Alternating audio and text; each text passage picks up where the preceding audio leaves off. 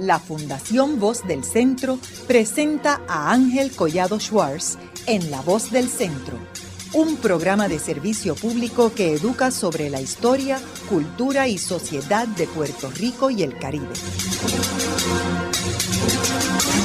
Saludos a todos. El programa de hoy está titulado Las mujeres en la industria de la aguja durante el periodo del 1920 al 1940. Y hoy tenemos como nuestra invitada a la doctora Bianca Medina Báez, quien es profesora de Historia en la Universidad de Puerto Rico en el recinto de Humacao, y quien es la autora de un libro titulado Teresa Angleró Sepúlveda, primera organizadora de las trabajadoras de la industria de la aguja en Puerto Rico.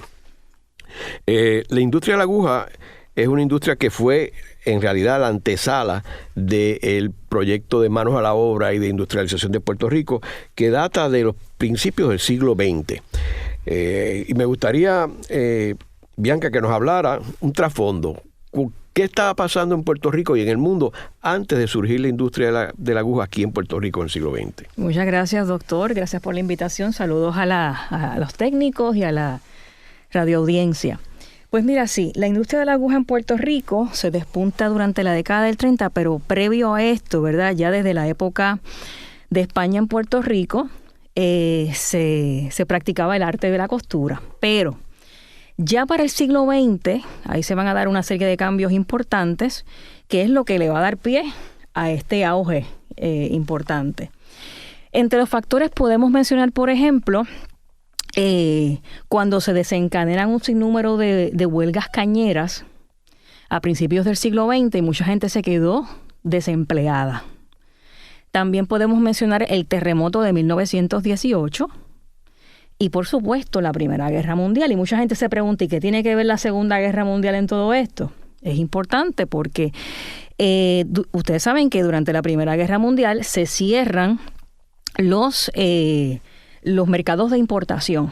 Así que Estados Unidos no tenía ya esos productos que venían, por ejemplo, de Bélgica, que venían de Francia, que venían de Irlanda y de otros países que le estaban supliendo. Así que ya con ese cierre tenía que buscar un lugar donde se produjese a mayor escala y, por supuesto, a menor costo. Y también es importante mencionar el sinnúmero de huelgas que se estaban suscitando específicamente en la ciudad de Nueva York, y muchos de estos empresarios deciden también irse a otros lugares. ¿Y por qué?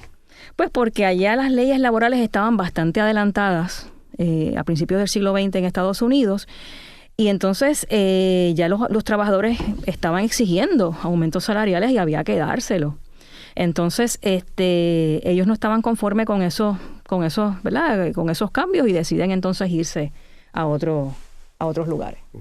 Ahora, en Puerto Rico sabemos que ya a partir del 1899, particularmente con la devaluación del peso, empiezan a entrar los empresarios aquí a comprar tierra y convertir a Puerto Rico en una economía del monocultivo de la caña, aprovechándose del huracán San Ciriaco que en realidad atacó fuertemente a la industria del café. Correcto. Así que, ¿cómo armoniza todo esto de que estaba pasando en la caña con estos inicios de la industria de la aguja? Es una pregunta bien importante porque, como les había mencionado, muchos de estos trabajadores quedan desempleados.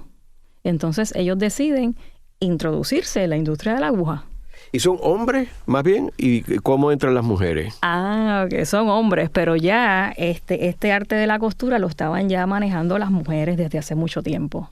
Así que ellos se incorporan básicamente en esta industria. ¿Qué año estamos hablando, Bianca? Principios del siglo XX. ¿Pero como qué año? 1918, 1917, básicamente. O sea, como mencionaste, ya terminada la Primera Guerra Mundial, ¿verdad? Correcto. Que termina en el 18 y empiezan a regresar las personas de Europa que estaban batallando en la guerra. Entonces, háblanos cómo es el inicio de esta industria, cómo se organiza. Porque no había un fomento económico, ¿no?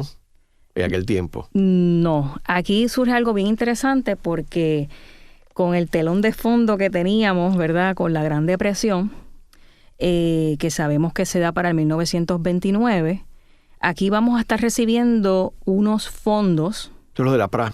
Correcto. Y la PRE era, y después la PRA, unos fondos, ¿verdad? Que fomenta precisamente estas políticas que establece el entonces presidente, que le toca encarar esa debacle económica a Franklin D. Roosevelt. O sea, que ahí es que vamos viendo que muchas de este esfuerzo de estar unionando a todas estas trabajadoras de la aguja en Puerto Rico, estamos viendo, ¿verdad?, de que había unos intereses económicos, porque en la medida que se unionaran más y más, iban a estar recibiendo unos fondos. Esa era la expectativa. Y este movimiento ya se hacía sentir para 1927. Y entonces, ¿cómo estaba el sindicalismo presente en esto, particularmente con el Partido Socialista y Santiago Iglesias Pantín, etcétera? Sí, lo que pasa es que el Partido Socialista y la Federación Libre de Trabajadores, pues ellos, en el caso de la Federación Libre de Trabajadores específicamente, ellos estaban afiliados a la American Federation of Labor de Estados Unidos, ¿verdad? Y entonces ellos se le debían a ellos, ¿sabes? Nosotros acá, de alguna forma, ¿verdad?, estábamos sujetos a la American Federation of Labor. Entonces, siempre ha habido una inclinación, ¿verdad?, en cuanto al anexionismo con los Estados Unidos. Y eso, pues, eso es un tema de debate entre muchos historiadores, ¿no?, del tema de la historia del obrerismo en Puerto Rico. Pero, ciertamente, como les había mencionado, había un interés de unionar a todas estas trabajadoras, pero realmente, por lo menos los líderes que estaban arriba en la esfera alta, ¿no?, de la Federación Libre de Trabajadores, esos líderes básicamente estaban, ¿verdad?, su discurso era un discurso más bien de paz industrial. Era de conciliación entre los empresarios, las uniones y el gobierno. Entonces, pues, en esta coyuntura, pues hubo mucha controversia precisamente por eso. Quiero mencionar que el Partido Socialista, a que hago referencia, no tiene que ver nada con el Partido Socialista de finales del siglo XX, que era un partido asociado con la Revolución Cubana. Correcto. Y de extrema izquierda. Este era todo lo contrario, era un partido de derecha, era un partido estadista. Santiago Iglesias Pantín fue comisionado residente de Puerto Rico, representando la coalición, porque entonces interesante que se alían con los republicanos, que eran los patronos. Correcto. Y entonces esos dos grupos, el Partido Republicano y el Partido Socialista, se unen y crean la coalición. Uh-huh. Y con esa coalición dominan la política en Puerto Rico durante toda la década del 30. No siendo el principal partido, porque el principal partido político era el Partido Liberal, que era un partido independentista. Así que si los separamos los tres, era el número uno, pero la unión del 2 y el 3 lo convertía en el partido que tenía el poder. Eso es así, con la coalición de 1924. Sí. Ahora, Bianca, ¿cómo, tú mencionas que al principio eran hombres, ¿verdad? Porque eran desplazándose personas de la caña, ¿verdad?, que entraban en la aguja. ¿Cuándo es que empieza eso a variar? ¿Y cómo cambian los porcientos de la participación de las mujeres versus los hombres en esta industria? Bueno, como yo le había mencionado, siempre habían estado las mujeres, solamente que los hombres se van a estar incorporando. Pero realmente... ¿Eran más los hombres? No. ¿No? ¿Nunca fueron más? No. Okay. Eran más las mujeres. De hecho, hay unas cifras interesantes, ¿verdad? Por ejemplo, se estima que unas 100,000 personas estaban ligadas a la industria de la aguja en Puerto Rico. Mayormente mujeres eran las que estaban, ¿verdad?, en esta industria. Hay unas cifras, ¿verdad?, que se menciona en el libro de Rose Pesota, Breath Upon the Waters, que Rose Pesota era era la vicepresidenta de la International Ladies Garment Worker Union. Y Rose Pesota hace mención de que unas 83,000 mujeres laboraban desde sus hogares, ¿verdad?, como costureras, y unas 17,000 en las fábricas. Así que ese es como que un estimado. Y digo un estimado porque realmente esta cifra de 100,000 pudo haber sido mayor, porque había inclusive talleres clandestinos que no se registraban. Había también personas que se incorporaban a esta industria y tampoco ¿verdad?, lo informaban. Así que podría sobrepasar esas 100,000 personas. ¿Y cuántas firmas había, más o menos? Había muchas y casi todas eran de Estados Unidos, como por ejemplo la J.A. Rodríguez en Santurce, estaba también la Morix Toric y muchos de estos, entre otras, ¿verdad? Y había, claro, esto yo les menciono estas de San Juan, pero había otras en Mayagüez, había otras talleres en Ponce, pero las de mayor capacidad eran las de San Juan. Y muchos de estos empresarios habían venido precisamente de Nueva York a establecer su... ¿Y eran americanos o habían alguien hispano? Por lo menos lo que yo he podido observar es que eran estadounidenses. Okay. Que generalmente ellos tenían un modo de operar bien interesante porque ellos venían y contrataban a un agente, ¿verdad? Y ese agente era o sea, por ejemplo, ellos tenían dos opciones. O establecían una fábrica, ¿verdad? O también contrataban a un agente para que ese agente distribuyera el trabajo entre las costureras del sector doméstico. O sea, que tenían esas dos alternativas. Porque obviamente no era una industria de equipo pesado, ¿verdad? No. De maquinaria pesada, era bastante liviano. Sí, correcto. Y entonces... tú dices que la mayoría estaban en la zona metropolitana y había en Mayagüez. Y en Ponce. Y en Ponce. Sí. En la isla, el resto de la isla no. Sí, habían unas pequeñas, unos pequeños talleres. Pero en las zonas rurales específicamente lo que predominaba era la costura realizada desde los hogares. Y estas compañías vienen a Puerto Rico y se establecen aquí más bien por el costo de mano de obra barata. Correcto. ¿No tenían exención contributiva en aquel tiempo, sí?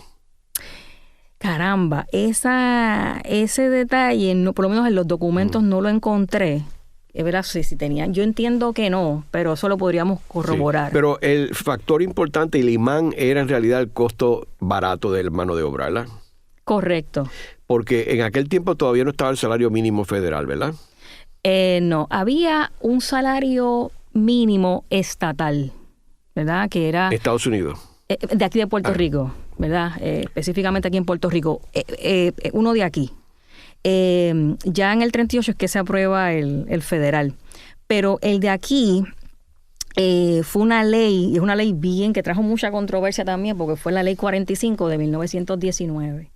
Y esa ley establecía un salario mínimo para las mujeres que trabajaban en diversas industrias y comercio. Claro, no incluía ahí el sector agrícola.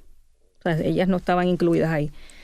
Pero, ¿qué decía esa ley? Esa ley establecía un salario de $4 semanales a las que eran menores, eran menores de 18 años, y $6 semanales a las que eran mayores, ¿verdad?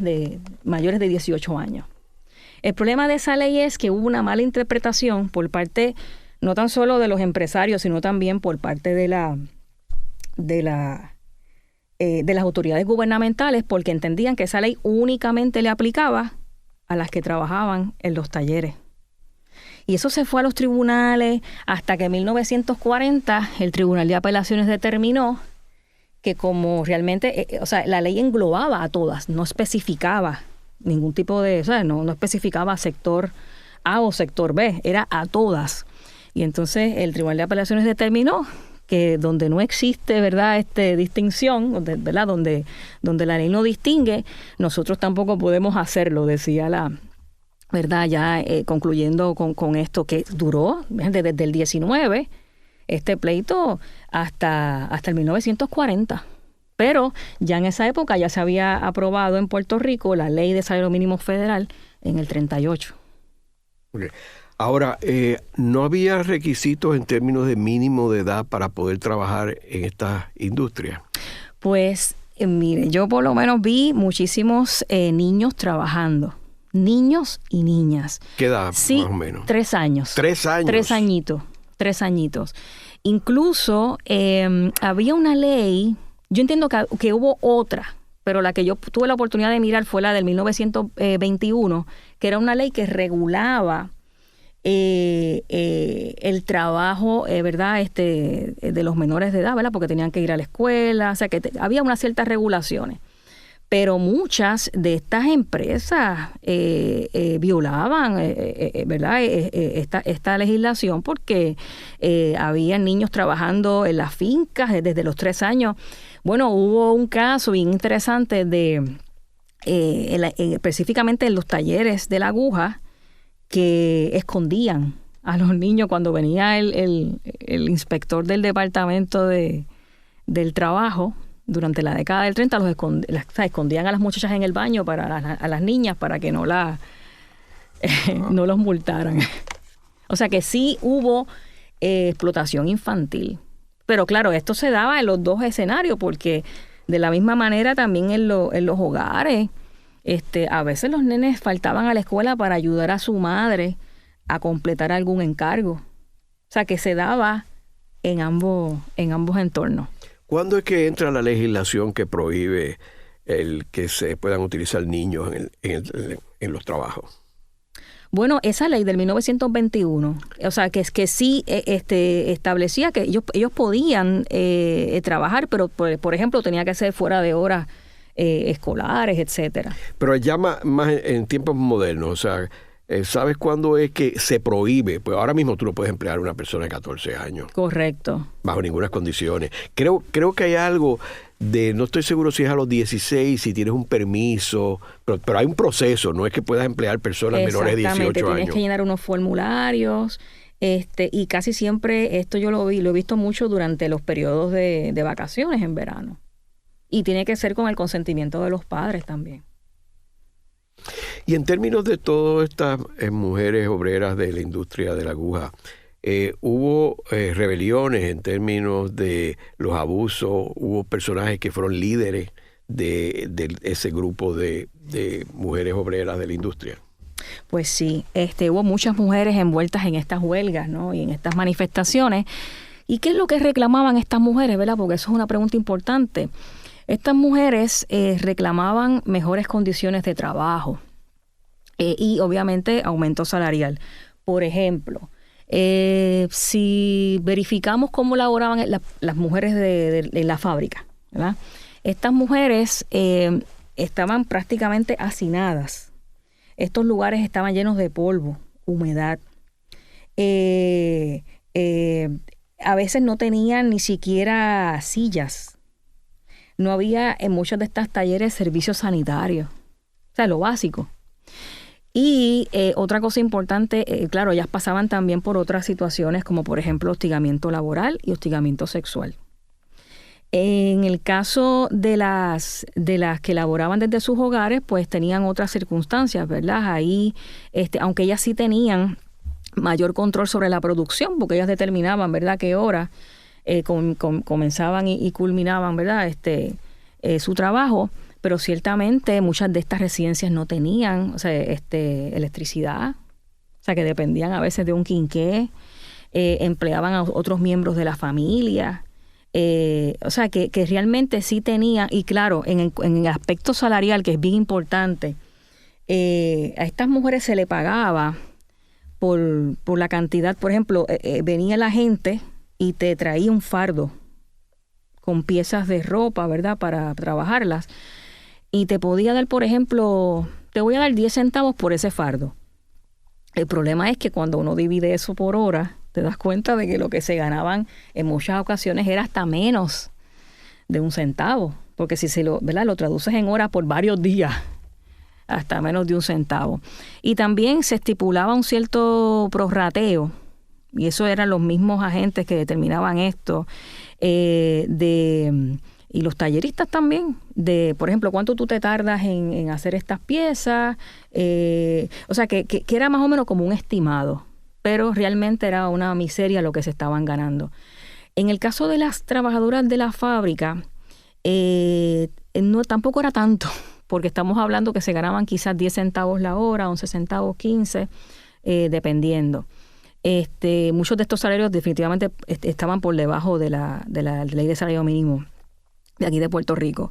Pero una cosa bien importante, y es que ambos sectores, estas mujeres estaban luchando, ¿sabe? Había una lucha económica, porque ambos sectores creaban competencia Por ejemplo, venía el del taller y amenazaba, mira, si tú no me haces esto, yo voy a buscar a las costureras a domicilio que me cobran menos. Entonces ellas tenían como que todo el tiempo esa amenaza detrás de la oreja de que espérate, déjame avanzar porque si no me van a quitar el trabajo. O sea que esa lucha económica precisamente estaba latente en esa época porque generaba una competencia, y eso mismo fue una controversia dentro del Partido Socialista y dentro de la Federación Libre de Trabajadores.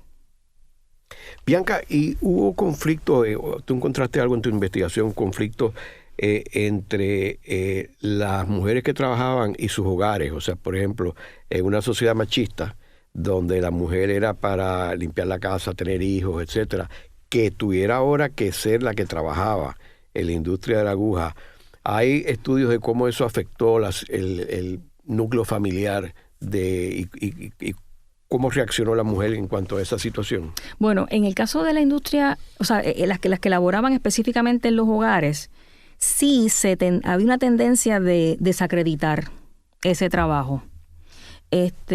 Por ejemplo, como diciendo de que ese tipo de trabajo no era muy higiénico, que digamos, ¿sabes? Y eso eran muchos varones precisamente que exponían estas aseveraciones que realmente no tenían nada que ver, porque una vez que la obrera en su hogar terminaba sus piezas, iban a ser limpiadas en los talleres. Entonces, la higienizaban. O sea, que eso es un planteamiento que de hecho también se dio en Estados Unidos.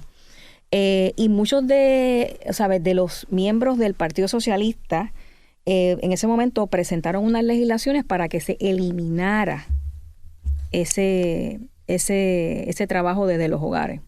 O sea, que fueran solamente los talleres. En los talleres también se da, pero yo lo vi más, o sea, por lo menos la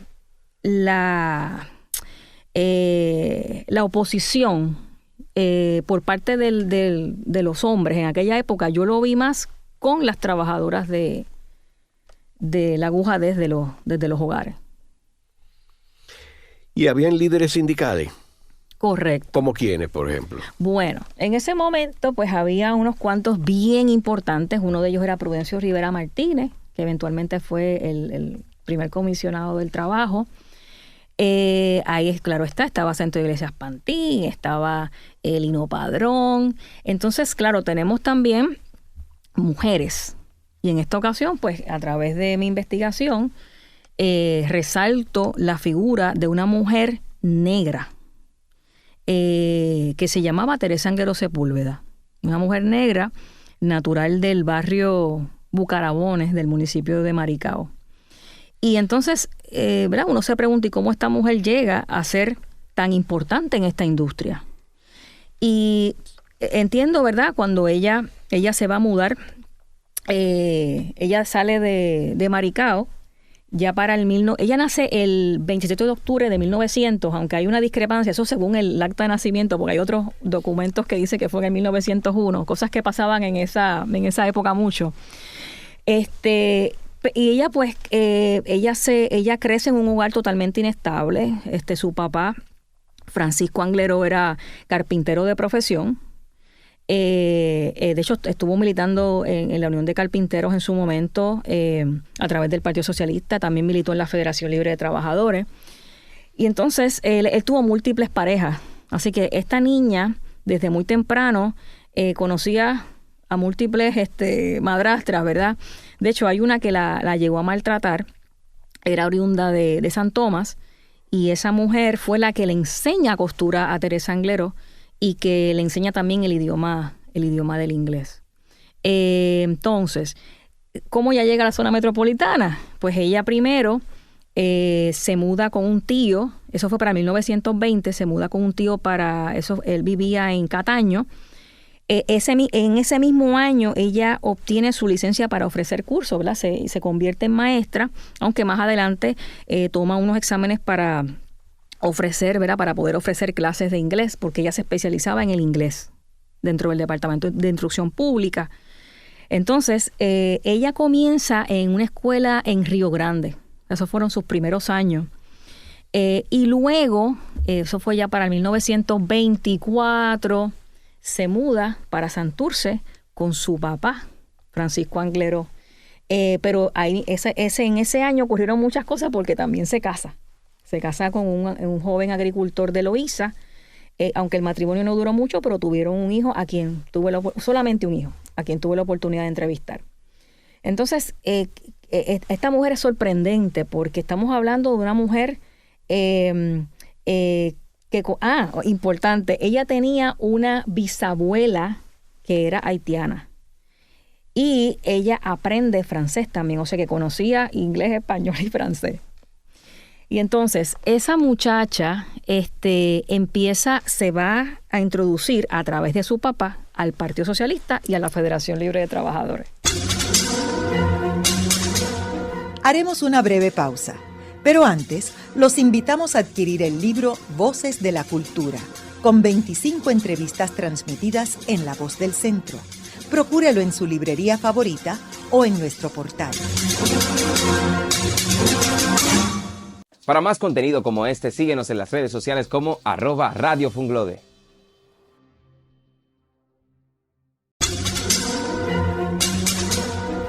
Continuamos con la parte final de La Voz del Centro con Ángel Collado Schwartz.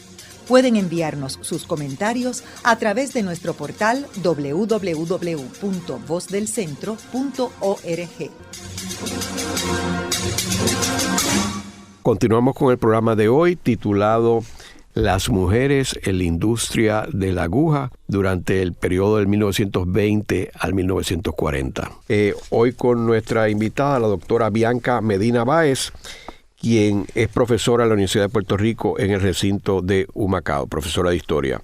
En el segmento anterior estuvimos hablando cómo la industria de la aguja se desarrolla a principios del siglo XX. Vemos que recuerden que Puerto Rico es invadido en 1898 por los americanos, los estadounidenses, y entonces empiezan ellos a tratar de reconstruir a Puerto Rico en términos económicos, primero devaluando el peso en el 1899, luego convirtiendo a la economía en una de monocultivo del azúcar, la caña de azúcar. Pero paralelamente había unas personas interesadas en Estados Unidos de que se desarrollara otra industria, que aunque no fuera tan grande como la de la caña, pero creara empleos en Puerto Rico. Había una pobreza grande en Puerto Rico, y ahí que surge la industria de la aguja, que son más bien de empresarios en el este de Estados Unidos, particularmente en Nueva York, que empiezan a establecerse aquí. Lo que les atraía era que aquí las condiciones económicas eran mucho más favorables para ellos, porque el costo de la empleomanía era más barato que en Estados Unidos, y en Estados Unidos pues había una tendencia a reglamentar más las industrias para proteger los trabajadores, y debido a que Puerto Rico era un territorio de los Estados Unidos, podían hacer cosas aquí que no podían hacer allá. Así que en realidad ese fue el atractivo. Y cómo esta industria se va desarrollando a principios del siglo XX, tenemos que ver que está la Primera Guerra Mundial, después entra la depresión en Estados Unidos, y las mujeres se convierten en las protagonistas de esta industria, contrario a la caña de azúcar, que son los hombres. Ahora, nos quedamos hablando en el segmento anterior, Bianca, de Teresa Angleró Sepúlveda. Me gustaría que terminaras tus comentarios sobre ella. Sí, les decía que ella se introduce al Partido Socialista y a la Federación Libre de Trabajadores a través de su padre, ¿verdad? Y rápido ella empieza a organizar a las trabajadoras. Ella empezó en el área metropolitana y luego entonces se extiende, ¿no?, su labor a otras áreas de Puerto Rico, a la isla entera. Esta mujer tiene una trayectoria muy particular, porque ella fue incluso... ella promovió un sinnúmero de programas educativos. Ella era maestra de inglés, pero ella también ayudó a establecer unos programas en los que, por ejemplo, era para la clase trabajadora. Una vez que los obreros terminaban su jornada, iban a estos cursos que ofrecían, por ejemplo, cursos de inglés, incluían también historia del movimiento obrero, entre otras cosas, entre otras materias, ¿no?, de estudio, y ella era la que promovió todo eso, ¿no? Claro, más adelante más adelante, cuando llegan estas oficiales estadounidenses a Puerto Rico de la International Ladies Garment Worker Union, es que se establecen otros programas también, como por ejemplo Centro de Cuidado para Niños, otros programas que tenían que ver, ¿verdad?, con preparar personas interesadas en ofrecer cursos a los trabajadores. Y también el controversial, ¿verdad?, estos proyectos bien controversiales que tenían que ver con el control de la natalidad en Puerto Rico, porque ahí se unieron en ese proceso, se unieron muchas mujeres, no tan solo enfermeras, trabajadoras sociales, sino también mujeres pertenecientes al Partido Socialista que simpatizaban con estos programas para controlar la natalidad en Puerto Rico. Claro, esto después ya para el 36 cae en manos de otras familias estadounidenses, ¿verdad?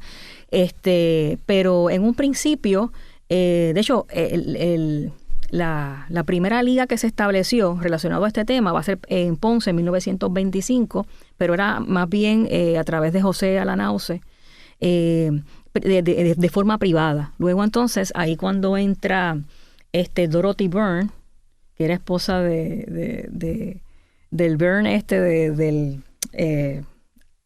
que eventualmente dirigió la Prera. Se me escapa el primer nombre de momento. James Byrne.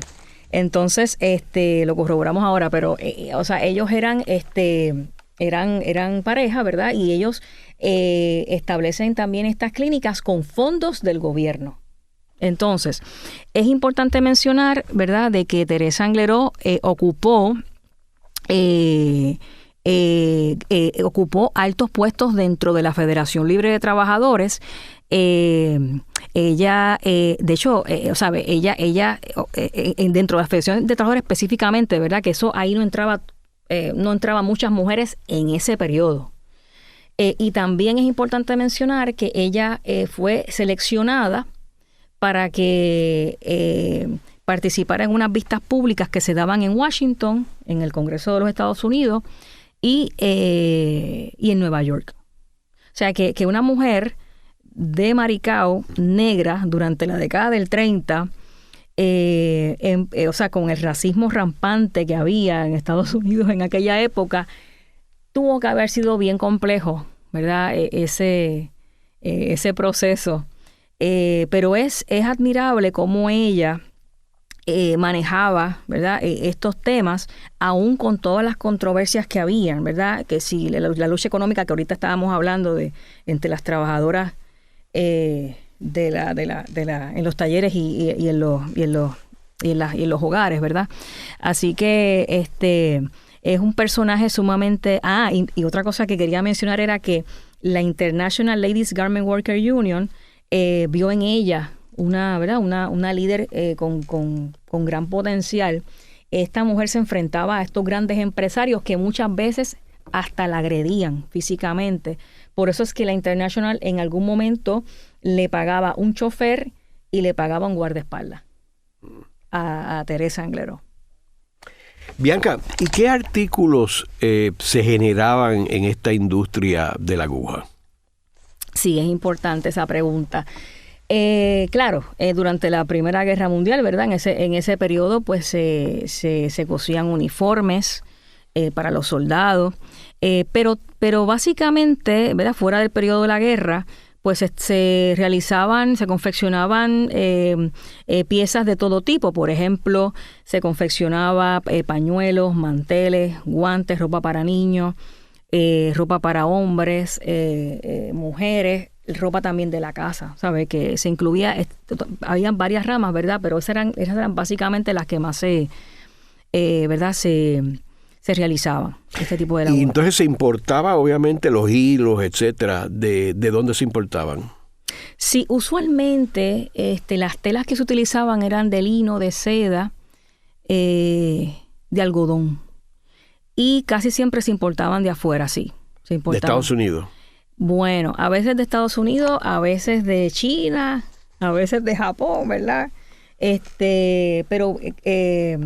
por ejemplo, hay algunos que venían de Armenia, algunas telas venían de Armenia también. Así que, ¿verdad?, de varios países, pero sí siempre se dependía de lo que venía de afuera. Algunas piezas venían ya cortadas a los talleres, venían cortadas. Otras se cortaban en el mismo taller. Y ahí no había patrón. Usualmente te enseñaban una pieza y te decían así es que tenía que, ¿verdad? Así es que tiene que quedar. O sea que ellas no, ¿verdad? No tenían, no dependían de un patrón. O sea que tenían que tener ciertas destrezas, ¿verdad? Correcto. Y cierto talento. Y mira, esta industria, ¿verdad? Yo siempre veo que en esa época como que, o sea, coser no es fácil y lo veían como si fuera algo innato de las mujeres y realmente había que aprender. O sea, esto es un arte, ¿Y en aquel tiempo todavía no había máquinas? ¿O ya había máquinas sí, ya había de coser? Sí, había máquinas. O sea, que no era con la mano nada más, era bueno, por ejemplo, los bordados, ¿verdad? Sí se hacía, pero sí ya se introduce, cuando se introducen las máquinas, pues sí, o sea, ya estamos en esta época que ya había máquinas. Entiendo que también uno de los artículos eran los paracaídas. Sí, correcto. Que también, obviamente, los utilizaban en el ejército. O sea, quiere decir que ahí el cliente era Estados Unidos, el gobierno de Estados Unidos. Ahora, estos empresarios, ellos traían la materia prima, ¿verdad? Para confeccionarlos aquí en Puerto Rico. Entonces, ellos se encargaban de exportarlos también. Sí, se encargaban de exportarlos. ¿Y no tienes idea dónde iban esos productos? Casi siempre a estas grandes cadenas estadounidenses. O sea, iban al este de Estados Unidos y por ahí se distribuía. Exactamente. Eran grandes cadenas. ¿Y esos productos decían hecho en Puerto Rico o no? Bueno. Yo entiendo que no. Pero, Bran, yo desconozco el proceso de... Es que he visto otros trabajos que decía que sí, pero era más adelante, ¿no? Cuando yo los vi, pero en este periodo específicamente no, por lo menos no encontré ese detalle específico de, okay, ¿verdad? Yo tengo que asumir que no, y que eso entra más con el proyecto de fomento y manos a la obra y toda la cosa. Y más adelante sí yo he visto que lo que ponían el label hecho en Puerto Rico, pero en esta época no sé. No. Ahora, Bianca, ¿cómo evoluciona esta industria? O sea, estuvimos hablando de la Primera Guerra Mundial, después entra la Gran Depresión y después entra la Segunda Guerra Mundial, y ahí todo esto paralelo está el nuevo trato, que en Puerto Rico es la PRERA y la PRA. ¿Qué sucede con esa industria después de este periodo? Bueno, hay una cosa que no expliqué ahorita, y es que cuando se dan estas políticas de Roosevelt, a través del nuevo pacto, había una ley que era la ley de recuperación industrial que se aprobó para el 1933.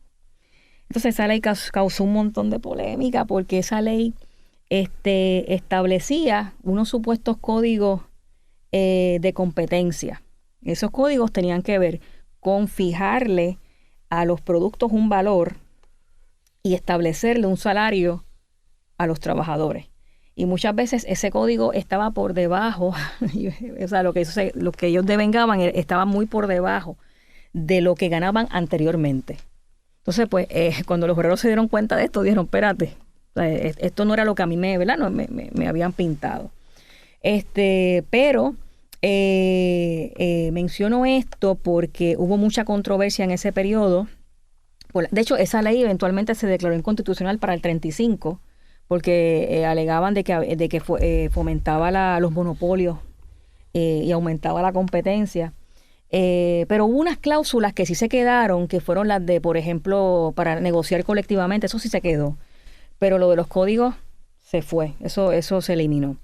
¿Qué pasa? En ese proceso ocurrieron varias situaciones. Por ejemplo, en el 36 hubo una separación entre una unión central gigantesca en Estados Unidos, que era el CIO, que era el Congreso de Organizaciones Industriales, que aglomeraba muchísimas uniones, incluyendo la International Ladies Garment Worker Union. Y menciono esto porque el CIO se va a desafiliar de la American Federation of Labor. Después volvieron otra vez en el 1940 a unirse, pero en ese periodo, ¿qué va a pasar aquí? La Federación Libre de Trabajadores, que estaba afiliada a la American Federation of Labor, pues se opuso a que se continuaran recibiendo fondos y se continuara vinculándose la industria de la aguja con la International, porque esta a su vez estaba afiliada al CIO. Entonces, en ese periodo dejaron de recibir fondos. O sea, que cerraron un montón de locales. O sea, que eso fue para del 36 al 1940. Y encima de eso es que se tambalea con la aprobación, como le había mencionado, del salario mínimo federal, que fue para el 38, que fue complejo porque en esta ley, por ejemplo, establecía, era un tipo de aumento escalonado. Por ejemplo, te daban un aumento de 24 centavos el primer año y después te lo aumentaban a 30 y así sucesivamente. Y pues el problema es que muchos de estos empresarios ¿verdad? Ellos decían que no podían cubrir eso, ¿verdad? Esos salarios, y de hecho muchos de ellos se fueron hasta para diversos puntos del Caribe, incluyendo Haití. O sea, que se fueron. Y ahí básicamente es que se tambalea la industria de la aguja, ¿verdad? En este periodo de gran auge. Y luego entonces es que vemos, ¿verdad? A través de otras investigaciones, el asunto de la industrialización con el proyecto Manos a la Obra. Ahora, Bianca, como sabemos, después de la Segunda Guerra Mundial, es que Puerto Rico tiene ese auge grande con la aprobación de la Ley de Incentivos Contributivos en el 47. ¿Cómo afectó? Porque ahí obviamente la industria de la aguja se beneficiaba oficialmente con la Ley de Incentivos. ¿Cómo afectó eso a la industria? Bueno, lo que pasa es que ¿verdad? Habría que analizar cuántos empleos realmente generaba en ese periodo. O sea, si realmente había empleos suficientes, ¿no? Y esa dependencia a este tipo de compañías, que todo el dinero que se generaba se iba para los Estados Unidos. O sea, que realmente no benefició. No benefició. Ni vinieron más fábricas, más compañías aquí para desarrollar la industria de la aguja. Vinieron, ¿verdad? No tengo el dato de cuántas compañías, pero entiendo que el auge, si lo comparo con la década del 30, no tuvo tanto auge como, ¿verdad? Ese periodo con el que estamos trabajando acá nosotros, de la década del 30. Y entonces fue colapsando poco a poco la industria. Fue colapsando poco a poco. Que de hecho, una de mis conclusiones es que siempre estaba tambaleando. O sea, ¿por qué? Porque había tanta competencia a nivel internacional de los productos de China, de la mano de obra, ¿sabes? Cuando tú vienes a ver, estaban todo el tiempo, ¿verdad? Con esa inseguridad. O sea, que era una industria que realmente estaba todo el tiempo con esa amenaza por la competencia. No, y es que tenemos que recordar que después de la Segunda Guerra Mundial Europa estaba destruido, Asia estaba destruido también con lo de Japón, la guerra con China, o sea, la situación era terrible. Pero en la medida que estas economías se iban reconstruyendo, particularmente el caso de Japón y el caso de Alemania, pues en realidad pues ya la oferta de Puerto Rico no era tan atractiva, porque había países que podían proveer el costo más bajo que Puerto Rico. Correcto. Sin tener ya, entonces en términos del gobierno federal, pues ya había más reglamentaciones aquí, ya no era la situación del 1899. Así que y había entrado el PRERA, la PRA, ¿tú tienes algo en la investigación tuya? ¿No llegaste a esa época? No, me quedé hasta la década del 40. Hasta el 40. ¿Y cómo dejaste esa industria en el 40 particularmente? Porque en el 40 estábamos en la Segunda Guerra Mundial. Correcto. ¿Y hubo un cambio en términos de los artículos o se quedó los mismos tipos de artículos para las casas? Bueno, sí, siempre se le va a dar siempre prioridad a los artículos militares, ¿no? Que era en ese momento lo que apremiaba. El asunto es que en el caso específicamente de nuestra biografía, que es Teresa Angleró, ella tuvo una participación porque ella se fue poco a poco desligando de la industria de la aguja, ya en los 40, ¿verdad? ¿Verdad? Empieza a desarrollar otros proyectos. Por ejemplo, ella estableció unos institutos en diversos puntos de la isla para darle apoyo a esos veteranos de la guerra. ¿Sabe? Que ella en ese momento también estaba tomando en cuenta, ¿verdad?, a todas estas personas que venían de la guerra. Pero realmente sí, también estuvo envuelta en ese periodo en unas cooperativas dentro de la industria de la aguja, ¿verdad?, que ella continuó ya en los 40 haciendo este tipo de ¿verdad? ¿Habían cooperativas trabajando en la industria? Sí, habían cooperativas. Y fueron, muchas de estas eran ¿verdad?, promovidas por Teresa Anglero. Pero ¿qué pasa? Ya para los 60, yo localizo, ¿verdad?, a Teresa en Estados Unidos. Ella se muda para Nueva York y allá trabajó con un asambleísta que se llamaba Luis Nine. Y estuvo varios años laborando con ese asambleísta, ¿verdad? O sea que ella se va desvinculando ya poco a poco, ya después de los 40, ¿verdad?, que fue el periodo que yo trabajé, 20, 30, 40, y se va desvinculando hasta que, claro, ya después regresa a Puerto Rico, ya estaba bien enferma, tenía varias condiciones de salud, incluyendo diabetes. De hecho, le amputaron una pierna y murió en el 1979, murió ella. Okay. ¿Sabe? Que pero ella había hecho muchas gestiones, sociales, durante la década de los 40, vinculados con la Segunda Guerra Mundial. ¿Y cómo la descubriste a ella? Pues yo descubro a Teresa Anglero cuando estaba viendo las actas del Partido Socialista, mientras estaba haciendo la investigación de otra líder obrera, pero esta es de la industria del tabaco, Juana Colón, de Comerío. Y ahí, desde el momento yo empiezo a ver a esta mujer y Teresa Anglero se veía, ¿verdad? Se mencionaba de forma repetitiva y sus discursos, que de hecho fue un rompecabezas porque muchos de estos de información sobre Teresa yo la conseguí, sí, en las actas del partido, en el Centro de Documentación Obrera Santo Iglesias Pantín en Humacao, en la Universidad de Puerto Rico, pero hay otros que estaban en la Biblioteca del Congreso, otros en la Biblioteca Pública de Nueva York, a través de colecciones de diferentes oficiales de la International Ladies Garment Worker Union, en Cornell, o sea que fue un rompecabezas, ¿verdad? Pero originalmente yo la vi en las actas del partido. Y cuando vi que era parte de la federación, o sea, estaba en el comité ejecutivo de la Federación Libre de Trabajadores, dije, wow, en aquella época que eso, ¿verdad?, mujeres, porque ya Juana Colón era una líder local, pero Teresa no, Teresa ya estaba en las altas esferas de la Federación Libre de Trabajadores. ¿Y qué fue lo más que te impactó de toda esta investigación sobre las mujeres en la industria de la aguja?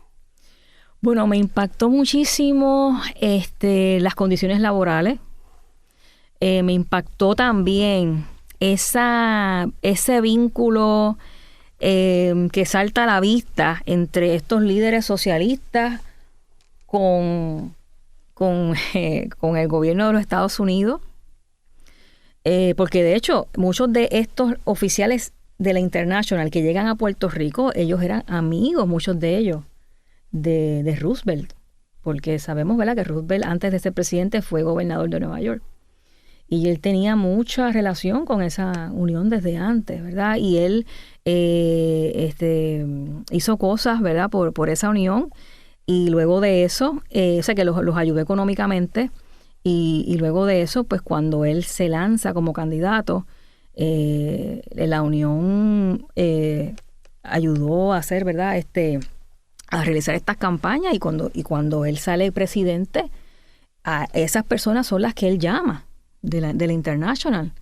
¿Encontraste los nombres de Eleanor Roosevelt? Sí. Ella participó también. Correcto, que estuvo aquí en el 34. Sí. De hecho, ese mismo año, casualmente, llegan los oficiales de la International Ladies Garment Worker Union. O sea, que me sorprendió el hecho de que o sea, había ¿verdad? Esto era como unos intereses que había, ¿no? Entre las uniones, tanto de Estados Unidos como de Puerto Rico, ¿verdad? Con el gobierno federal. O sea, que actuaban, ¿verdad? ¿Verdad? En ese asunto de estos intereses, ¿no?, políticos, económicos, etcétera. Y eso fue yo creo que lo más que me sorprendió. Digo, no estoy diciendo que todos los miembros del Partido Socialista tenían esa, ¿verdad? Esa visión o esa inclinación, pero más bien en cuanto al liderato ya, o sea, no el trabajador de base, sino ya los que estaban ya en la administración, pues sí tenían ese discurso economicista, que todos vamos a estar bien, ¿verdad? Y eso pues trajo muchas controversias. O sea, vamos a estar bien, incluyendo las empresas, y o sea, que había, ¿verdad? Cierta, y eso fue lo que más por lo menos me impactó muchísimo de la industria de la aguja. O sea, que era un tipo de sindicalismo colonizado. Bianca, y de esa visita de Eleanor Roosevelt en el 34, que vino con Ruby Black también. Ah, sí. ¿Tienes algún detalle si ella visitó algún taller o algo? Sí, ellos visitaron talleres y varios sectores como el Fanguito, el Cañón Martín Peña. Sí, yo sé que barriadas pobres fueron, pero no sabía si había ido a talleres. En el caso, en el caso propiamente de Eleanor, lo que pude ver, ¿verdad? En mi investigación es que ella va a estos lugares donde usualmente, pues, eran a estas trabajadoras, pero que laboraban desde sus hogares. Eso sí, porque hay unas descripciones de eso. Pero de talleres no vi. Por lo menos no recuerdo haber visto de talleres. Claro, mucha gente que la acompañó a ella sí fueron a los talleres. Pero propiamente ella no tengo, ¿verdad? Algún documento que lo diga de esa forma. En el programa de hoy hemos discutido las mujeres en la industria de la aguja, particularmente en la década del 20, 30 y 40. Vemos cómo las mujeres jugaron un papel protagónico en esta industria. Y esta industria fue muy importante a raíz de la invasión de Estados Unidos en el 98, donde empieza a establecerse los primeros años de la invasión, y que luego se mantiene activo hasta la operación Manos a la Obra, donde poco a poco comienza a colapsar en la medida que otros países, particularmente del tercer mundo, proveían una industria mucho más económica para los desarrolladores. Gracias, Bianca. A la orden, gracias a usted por la invitación. Saludos. Esta ha sido una producción como servicio público de la Fundación Voz del Centro. Los invitamos a sintonizarnos la próxima semana a la misma hora. Y recuerden que pueden adquirir el libro Voces de la Cultura en su librería favorita o en nuestro portal. Si te gusta este contenido, no olvides suscribirte, activa la campanita, comenta y da like.